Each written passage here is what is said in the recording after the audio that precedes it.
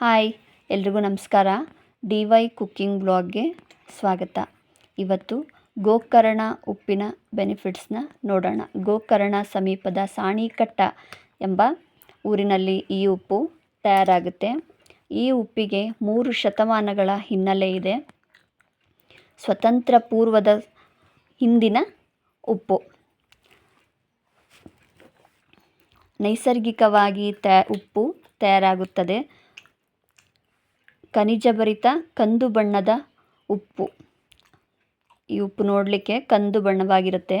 ಇದು ಸಾಮಾನ್ಯವಾಗಿ ಬಿಳಿ ಉಪ್ಪಿಗೆ ಹೋಲಿಸಿದರೆ ಅತ್ಯಂತ ಪರ್ಯಾಯವಾಗಿದೆ.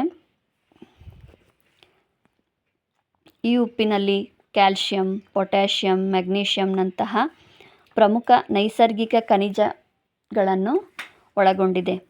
ಸುಮಾರು 50 ದಿನಗಳ ಕಾಲ ಈ ಉಪ್ಪು ತಯಾರಾಗಕ್ಕೆ ಬೇಕಾಗುತ್ತೆ.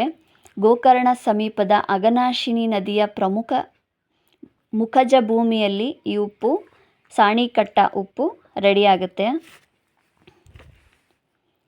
ಸಂಸ್ಕರಿಸಿದ ಬಳಿಕ ಬಿಳಿ ಉಪ್ಪಿಗೆ ಹೋಲಿಸಿದರೆ ಇದರಲ್ಲಿ ಸುಮಾರು 300 ಗ್ರಾಂನಷ್ಟು ಸೋಡಿಯಂ ಕ್ಲೋರೈಡ್ ಅಂಶ ಕಡಿಮೆ ಇರುತ್ತೆ.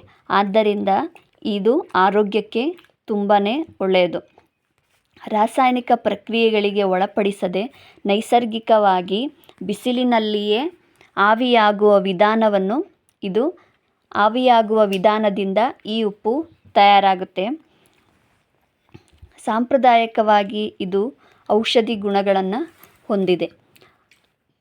ಆಯುರ್ವೇದದಲ್ಲಿ ಪ್ರಮುಖ ಪಾತ್ರವನ್ನು ಸಹ ಈ ಉಪ್ಪು ಪಡೆದಿದೆ. ದೈನಂದಿನ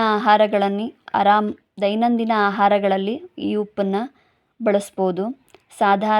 ಸಾಧಾರಣ ಉಪ್ಪಿಗೆ ಹೋಲಿಸಿದರೆ ಈ ಉಪ್ಪು ಅಡಿಗೆಗೆ ಬಹಳ ರುಚಿಯನ್ನು ಕೊಡುತ್ತದೆ. ಇದು ಆಹಾರಕ್ಕೆ ನೈಸರ್ಗಿಕ ಮತ್ತು ವಿಶಿಷ್ಟ ರುಚಿಯನ್ನು ಸತ ಈ ಉಪ್ಪು ನೀಡುತ್ತದೆ. ಆರೋಗ್ಯಕರ ಮನೆಮದ್ದು ಅಂತಲೂ ಸತ ಹೇಳ್ತಾರೆ. ಗಂಟಲು ನೋವಿಗೆ, ಉಗುರು ಬೆಚ್ಚನ ನೀರಿಗೆ ಈ ಉಪ್ಪನ್ನು ಹಾಕಿ ಮುಕ್ಕಳಿಸುವುದರಿಂದ ಗಂಟಲು ನೋವು ಮತ್ತು ಗಂಟಲಿನ ಸೋಂಕು ಬೇಗನೆ ಕಡಿಮೆ ಆಗುತ್ತೆ. ಇಲ್ಲಿ ಸುಮಾರು 100ರಿಂದ 200 ಜನ ವರ್ಕರ್ಸು ಈ ಉಪ್ಪನ್ನು ತಯಾರು ಮಾಡಲಿಕ್ಕೆ ಇಲ್ಲಿ ಜನ ಇದ್ದಾರೆ.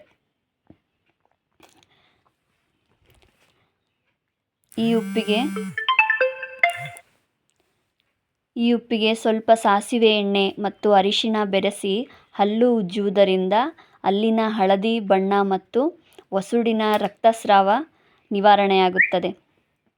ಹೊಟ್ಟೆ ಉಬ್ಬರ, ಗ್ಯಾಸ್ ಸಮಸ್ಯೆ ಇದ್ದವ್ರಿಗೂ ಇದು ತುಂಬಾ ಒಳ್ಳೆಯದು. ಲೆಮನ್ ಜ್ಯೂಸ್ ಮಾಡಿಕೊಂಡು ಕುಡಿಬೋದು. ಇನ್ನೊಂದು ಉಪಯೋಗ ಹೇಳೋದಾದರೆ, ನಿಮಗೆ ಥೈರಾಯ್ಡ್ ಇದ್ದವರಿಗೆ ಈ ಉಪ್ಪು ತುಂಬಾ ಒಳ್ಳೆಯದು. ಬೆಳಗ್ಗೆ ನಿಂಬೆಹಣ್ಣಿನ ನೀರಿಗೆ ಉಪ್ಪನ್ನು ಹಾಕ್ಕೊಂಡು ಥೈರಾಯ್ಡ್ ಇದ್ದವರು ಬಳಸ್ತಾ ಬಂದರೆ ಥೈರಾಯ್ಡ್ ಸಮಸ್ಯೆ ಸಂಪೂರ್ಣವಾಗಿ ನಿವಾರಣೆ ಆಗುತ್ತೆ. ನೋಡಿದ್ರಲ್ಲ ಈ ಉಪ್ಪಿನ ಬೆನಿಫಿಟ್ಸ್ನ ಬಗ್ಗೆ. ಇದೇ ಥರ ಮೋರ್ ವಿಡಿಯೋಗಳಿಗಾಗಿ DY ಕುಕ್ಕಿಂಗ್ ಬ್ಲಾಗ್ನ ಸಬ್ಸ್ಕ್ರೈಬ್ ಮಾಡ್ಕೊಳ್ಳಿ.